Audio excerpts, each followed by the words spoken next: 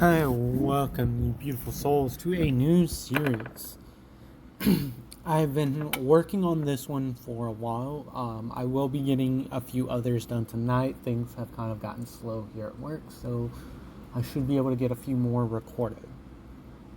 My apologies for not uploading for a couple of days, but here we go. Let's get into this. So, Izuku, everything is pretty much the same. As in canon, up until 5 is when things are really going to start really changing for our favorite protagonists. So we begin this like well over 200 years, 300 years before the start of the anime, like just before One for All's time and everything. And when like quirks had just started to appear is when our story really begins. Several people wake up in a new world where people have these quirks but don't have magic. And well, these people, if you've actually watched Kwanzi Fashi, which is a Chinese anime, I believe the English name for it is Full-Time Magister. But they had, like Mofan, had woken up in a new world. But unlike Mofan, they carried over all of like their knowledge of magic and everything, and a few of them did have like some of their magic abilities, but it was severely weakened. But they have this other thing called like a quirks. Like some of them had quirks, some of them didn't, and everything. So they kind of kept like magic kind of underground until an incident happened where somebody used magic instead of a quirk, and it was clearly obvious this wasn't like the person's quirk. So during like the police interview and everything, they spilled the beans that their family has a certain, like there's many people that have not only that have quirks but also no magic, and so magic has become known around when Hasashi and Inko got together. Magic is known that it exists, but very few people, like less than 1% of the population, would be born with magic. So it's even rarer than pretty much being quirkless, because at this point I would say the world thinks that 90% of the world has a quirk and 10% doesn't. And well, some of the people that have quirks are masquerading magic as quirks because these aren't necessarily bad people, but most of the people that are born with strong magic and are able to train tend to be like bad guys. So we cut to the day Izuku's born. Everything is nice and normal, like he's a normal baby. They doing like blood tests and stuff like that. Nothing like abnormal is happening. Well, 2 days after Izuku's birth, and this is like the day before he's going to get released from the hospital, like lights throughout the hospital start flickering, and cries can be heard from Izuku and Inko's room. And when the nurses come running there, they can hear from the outside, they hear Inko crying. It's like, not my baby, not my baby, not my baby, please, no, not my baby. And when the nurses rush in, they just see this massive wolf curled up, to their horror, with the crib that the baby is supposed to be in. And the wolf like kind of snarls at the nurses, and Deku begins to cry, and well, the wolf becomes sort of docile, and it kind of steps up and it kind of licks Izuku. And it kind of growls at the nurses again, and, well, snarling, and Izuku cries again, and the wolf becomes, like, really docile, and it licks Izuku again, and then it turns its head to Inko. And, well, everyone is shocked because it seems like this thing is talking, because everyone in the immediate vicinity just kind of hear, like, to them it feels like they're hearing this. And Izuku begins to, like, laugh as the wolf is standing up and crouching at the same time. And it turns its head to Inko. Everyone hears birth care. When he calls me again or is in danger, I will come. As the she-wolf kind of disappears into, like, an aether-like cloud. So we're going to skip to 5 years later. And, well, the past year, like, Izuku's been having weird dreams, and he's just been dreaming of, like, all these different kind of monsters and stuff that this is just, his mom is kind of chalking this up as just a child's imagination. And Izuku's also been dreaming of, like, these stars, like many different types of, like, what you would call constellations. Not like the constellations of Cancer, Poseidon, Kronos, like, or the Big Dipper and stuff like that. But basically a group of stars in, like, a 5-point star, making, like, a 5-point star. And his mom is just thinking, like, the child has, like, an active imagination. And, well, just like in canon, he's grown up idolizing All Might. And he tells his mom that one day I'm going to be a hero just like All Might. I'm going to be saving people with a smile. Says little Izuku. And, well, about this time, some weird things have been happening. Like when Inko goes to, like, bathe Izuku, sometimes she'll get, like, shocked from him, but she just chalks this up from, like, static shock. Whoa, can she be totally wrong? So when Izuku is about 5 and a little bit over 5, Katsuki has quirk has, like, come in, and Izuku's like, wow, Kachan, your quirk's pretty amazing. I hope my quirk's as cool as yours. And mind you, in this world, mages are considered bad guys, because all the ones that really show off their magic end up becoming, like, criminals or supervillains. So Izuku, he's thinking this, and when Katsuki goes, like, during, like, their little outing, like, Izuku comes back to school the next day, he's told he's quirkless. And when he's, like, kind of shut down about this, but he's like, I know I'm gonna become a hero. And when he asks his mom says, well, sweetie, I don't know if you'll be able to become a hero without having a quirk.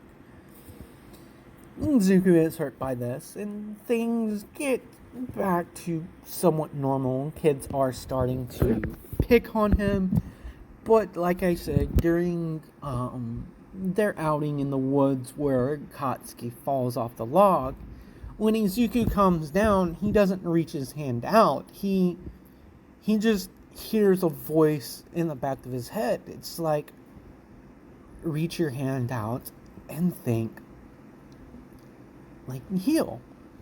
And Izuku does, and everyone is kind of freaked out because this butterfly just kind of comes out of Izuku's hand, and it goes up to Katsuki and it heals like a scrape, and everyone's jumping back. They're like, Izuku, you have a quirk. And Izuku's like, I don't know. Like, I just thought something told me that to put my hand out and think heal, and I just did that. So Izuku, he comes running home and everything, and it's been a pretty amazing day for Izuku. Like, Kachan's like, damn, you have a healing quirk. And Izuku's like, that's like, I wish my quirk was as cool as yours, Kachan. And Katsu's like, yeah, my quirk's still like more flashy and it's better than yours.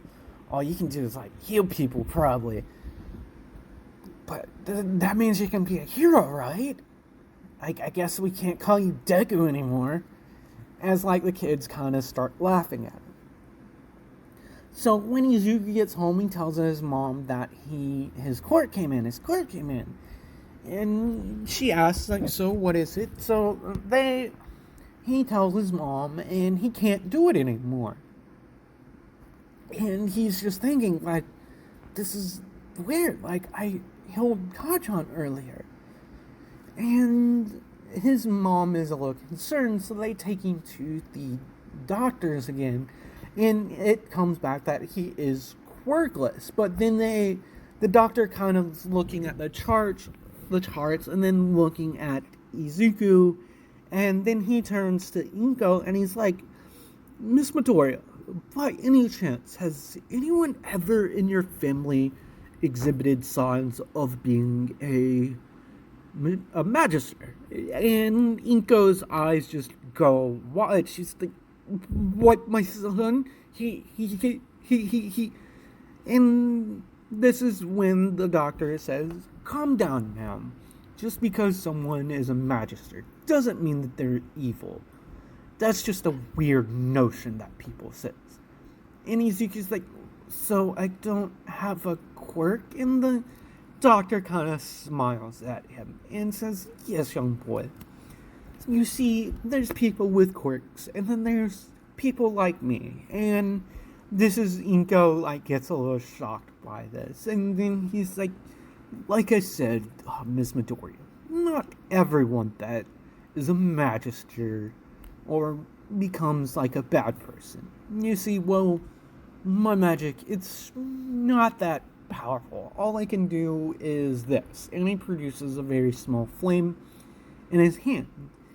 And he goes a little shocked by this. And the doctor's like, I know this is probably a lot to take in, but bring little Midoriya back here in a week. We have to get some testing orbs to figure out what his affinities are. And when like a week passes, and Izuku did say that he's quirkless, and everyone's like, Kaisa's like, yeah, but you did that. And then Izuku's like, apparently I'm something that's called a Magister. And then all the kids are like, say, what? He's a Magister? That means he's a villain. He's a villain. And so he's getting picked on hard this past week. But Katsuki and his two goons aren't really picking on Izuku. They're like, wait, if he's not a villain, like, he helped Kachan. He killed Kachan. It's like what these three have been thinking. It's like, if he was a villain, was that, like, the two goons begin to think that maybe Izuku healed Katsuki just for some nefarious reason, but Katsuki, he isn't thinking that. He's like, damn nerd, he's a Magister. And, well, the week passes, and after all, the boy, Izuku did tell his mom, and she's like, sweetie, like, you can't let them bully you. Remember what the doctor said. And Izuku's like, I know, Mom. Like, not everyone that's a Magister is a villain. Well, I still want to be a hero like always. I want to save people with a smile on my face as he's walking through the hospital, and he's greeted by the doctor, and the doctor leads them to like a special room, and it's set up and it has all these different types of orbs sitting around, and the doctor asks Izuku to one by one place his hand on like the orbs. Sorry about the cut, but I showed something that I don't have any licenses to. My apologies. So I believe where I got the cut at, it would be Izuku was brought into the room with the orbs, and there's 5 of them standing there. And Izuku, it's explained to Izuku, all he has to do is just place his hand on this first one. And it's explained that this one shows what base elements he has, and then the other ones are pretty much to see if he'll awaken like if he has like any higher tiers, like any higher tier elements. So Izuku does put his hand on the first orb, and to the doctor's like amazement, like pure amazement, the orb begins to glow with a violet goldish green color. And he's just baffled by this. And Inko can kind of see this on his face, and she asks, like, what's wrong? And the doctor says, nothing's wrong, ma'am. Hold on, wait a minute. Young Midoriya, can you touch this other orb real quick? And it pops up and it glows like, it has like this weird, it has these different weird white lights glowing in it. And this weird white light glowing in it, and the doctor's even more shocked. And then when it gets to like the last orb, the doctor is even more amazed. He's like, Miss Midoriya, I don't know what's going on. And right about this time, I would say a patient that had a quirk that kind of went haywire basically collapsed the roof. And Inko and the doctor are in horror because all they see is a bunch of rubble, a pile of rubble, laying there where the small child was. And they just hear like this rumbling and everything, and Inko's like, wait, you're that? And this wolf is just standing there, and Izuku's crying and everything, and the wolf stands completely up, clearing like the rubble off of him, and it's just, shh, young one, you're fine now. And it leans down and licks like Izuku's face, and Izuku looks at this thing. One moment. And Izuku's like, wait, I know you, don't I? I've seen you in my dreams. You were always keeping other things away from me in my dreams. And when the doctor hears this, he's like, wait. He starts walking towards Izuku, and the wolf like snarls at him, and Izuku's like, it's fine, he's not a threat. And the wolf kind of gets a little bit more docile and kind of makes it clear, if you hurt this child, you'll die. And the gentleman comes over, and he cautiously puts his hand up, and he's like,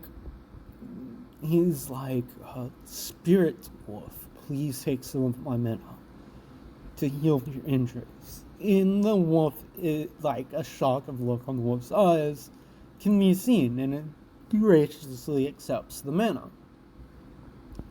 and like some of its wounds are healed, and Izuku's just looking at this puzzled, and this is when the doctor um, says, "Young boy, did you call this creature here? And you said you've seen it before in a dream." And the wolf kind of like looks down at Izuku and licks him again on the forehead and says, "Oh, lets him know, you can call me. You call out my name, and our contract will be settled." And with that, the wolf disappears into aether. So, Inko and Izuku are brought into a thing after Izuku gets one over. He has like a minor scrapes and bruises, but otherwise he's perfectly healthy. So the doctor asks, like, "Ma'am, your son, he has multiple affinities and many different elements." And you say, and he turns to Izuku. He's like, "Little Midoriya, you said you healed your friend." And he's like, "Yeah, like my friend Kachan, he was hurt, and I just heard this voice in the back of my head that said, put out your hand and just say heal." And I did, and his scrapes were healed. And the doctor's like, "Interesting, that's very, very interesting."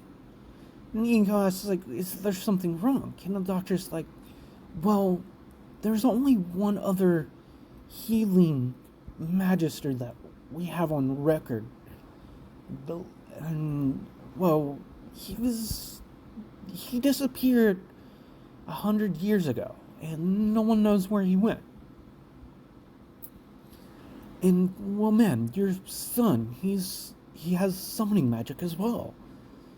And it seems like a high-tier magical animal from another world has taken a liking to the young man for some weird reason."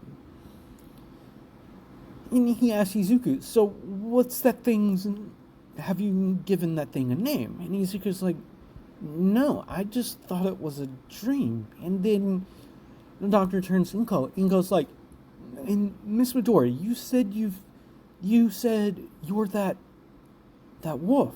Like, what did you mean by that?" And so Inko explains what happened with Izuku and this wolf when he was born, and the doctor is amazed. He's like, "So this kid has had a summoning element?" And then Inko's like, "Doctor, you said something about lightning. And she's thinking, it's like, "Every once in a while, I'd get shocked touching Izuku." And the doctor's like, so he's had his lightning element and all of this." And he asks Izuku, "Can you show me? Can you try?" And Izuku's like, "I don't know." And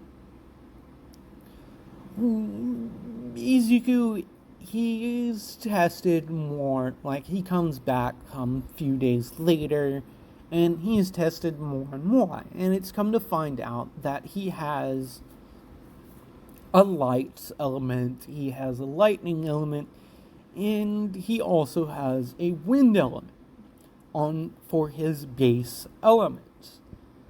And he has healing. He has a healing element, and he also has a summoning element. But this is weird. From what they know, people that can summon creatures, like a summoned creature, doesn't take to like treating someone with that kind of care, from what the doctor had saw. So Izuku, he's going to be receiving some special training, because the doctor's like, the reason why most of us turn to evil is because they don't have a good upbringing because, well, society kind of shuns them. And during the next several years, Izuku is showing major leaps and bounds. And it's just, for some reason, his higher elements, he can't really get a hold of them, and he can't get the star constellations to connect with them, and everything. So the doctor's like, this is weird. But his lightning element and his light element and his wind element, he's been able to really get those down to a point where he would be considered a mid-tier mage by the age of 10. He has done this. And he's gotten famous throughout the world that there's a prodigy Magister that awakened as a triple element. And little do they know, he awakened as a quintuple element. 2 hires and 2 base. So, that being said, Izuku, he's playing around, and Katsuki and everyone has kind of started to avoid him because Izuku, it's not that he's a bad person, it's just he is really out there, and he tells people that he's a Magister. And Katsuki's like, I'm gonna have to beat this guy. I can't let him outdo me. So Katsuki's been training with his court, trying to increase his durability, and so on and so on. When Izuku he's on his way home, he's walking across a bridge that crosses the road, and at this time a villain attack has happened, and it causes the bridge to start to collapse.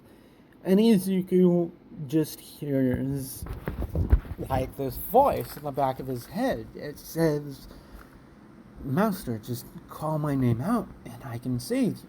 And Izuku thinks for a split second. He's like, "Ryu Rike!" Everyone just hears Izuku shout this, and there's a giant, a bolt of lightning strikes, and where Izuku was falling, there stands a giant ass wolf. Something that's about half the size of the buildings around him. And Izuku's looking up at this thing, and he's like, so, I guess I do have a summoning element. And pros rush up to him, and the wolf begins to growl at, kind of snarl at them. And Izuku walks up to it, patting it on its, part of its leg, saying, It's fine, Ryu, it's fine. They're friendly. And it basically starts shrinking down. And the pros ask the young boy, it's is this your quirk, young man? We can't fault you. You used your quirk to save yourself, but we apologize. And Izuku's like, it's fine. And, well, I'm quirkless. And they're like, but you control this animal. And Izuku's like, well, the thing is, I don't have a quirk, but I have magic. And the pros are shocked by that. So, after the EMTs kind of look over Izuku, it showed that he doesn't. And Ryo says, Master, you finally called my name. And Izuku's like, so what is this? And she's like, I'll explain it later. It's best if I leave now, before I drain too much of your mana. And Izuku notices that he is getting a little tired. So, that evening, Izuku dreams, and he visits the spirit world. The spirit world where all the spirit-like animals, live. And Izuku, he's walking around, and he's calling out, Yue! Yue! Come here! Where are you, Yue? You said you would explain things. Because by this time, Ezekiel has figured out this isn't a dream. This is him actually projecting his non-physical form to another world. And he just hears a loud howl, and he sees like several wolves running towards them, and he's thinking, crap. And before he can do anything, this giant, and I mean giant, wolf, like, just jumps and lands in between Ezekiel and the other, in this pack of wolves, and it snarls at them, and they kind of whimper off, and Ezekiel is, for lack of better words, he's kind of pissing and shitting himself, because the other wolves, they were big, but this is big, and he's just like, oh crap, and then he just hears, he's like, Master, I thought, and it just kind of shrinks down to like the size of the other wolves, and Ezekiel's like, wait, you it? And the wolf kind of looks at him, and it's kind of wags its tail a little bit, and Ezekiel's like, whoa, Yui, was that? And the wolf communicates to him. It's like, yes, Master, that's my true form. I've been taking a less demanding form when I come to your world, so I won't be draining you as much. And, well, anyway, she explains the whole deal, and Ezekiel's like, so does that mean that you're so what does that make you to me? And Yui explains, you called out for me when you were a baby. And, well, I decided to answer. And, well, now that you've called me by my name, you can summon me anywhere by just saying come forth. And proceeded by, anyway, you don't have to call me by the whole thing. But young man, you have an unbelievable supply, you are an interesting case. If anything, it's about time for you to wake up. As Yui kind of reaches down and licks Ezekiel on the top of his head. He wakes up gasping for air. So we skip another 5.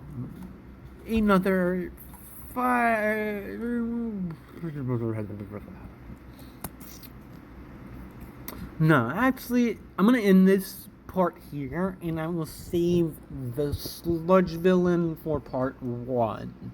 That way I can really expand on it. It's only like 3 bullets of notes that I have for it, so I'll add that on to the next part. So, I apologize for not uploading in several days. I've just been having a bunch of stuff going on. Yesterday being my dad's birthday, it just kind of got to me since he passed away a couple of years ago. Combined with issues with YouTube, it finally did get resolved yesterday, but I wanted to wait to get this, and I will get another recording out hopefully tonight. If not, I will have it done before I go to bed this afternoon, or later on in the morning. That being said, like, comment, and subscribe, and let me know what you guys think of this series so far down below, and I will see you beautiful souls in the next video.